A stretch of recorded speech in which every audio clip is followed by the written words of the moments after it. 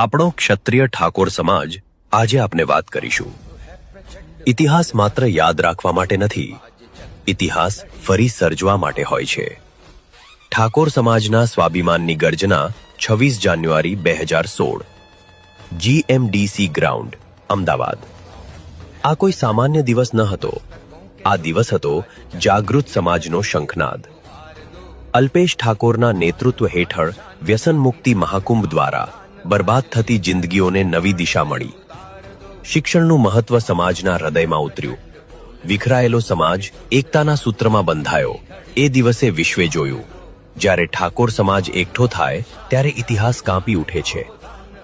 આજે 10 વર્ષ બાદ સમય ફરી બોલાવી રહ્યો છે। ઇતિહાસ પૂછે છે, શું ઠાકોર સમાજ હજુ પણ એક છે?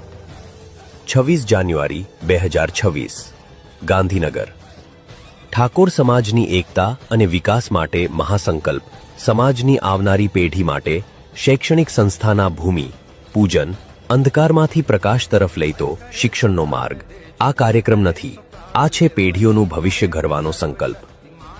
હૃદયથી કરેલી અપીલ સમગ્ર ઠાકોર સમાજને, જો તમને તમારા સમાજ પર ગર્વ છે, જો તમને તમારા બાળકોનું ભવિષ્ય દેખાય છે, જો તમને એકતા પર વિશ્વાસ છે, તો આ દિવસે ગેરહાજર રહેવાનો તમને અધિકાર નથી। આવો, તમારી હાજરીથી ઇતિહાસને જીવંત કરો, તમારી એકતાથી સમાજને મજબૂત બનાવો અને દુનિયાને ફરી કહી દો, ઠાકોર સમાજ જ્યારે એક થાય છે ત્યારે સમય પણ માથું ઝુકાવે છે। જય ક્ષત્રિય ઠાકોર સમાજ। આવા જ આપણા ક્ષત્રિય ઠાકોર સમાજ વિશે ઇતિહાસ અને કાર્યો જાણવા માટે પેજને ફોલો કરો અને આપણા ક્ષત્રિય ઠાકોર સમાજ સુધી વધુમાં વધુ શેર કરો।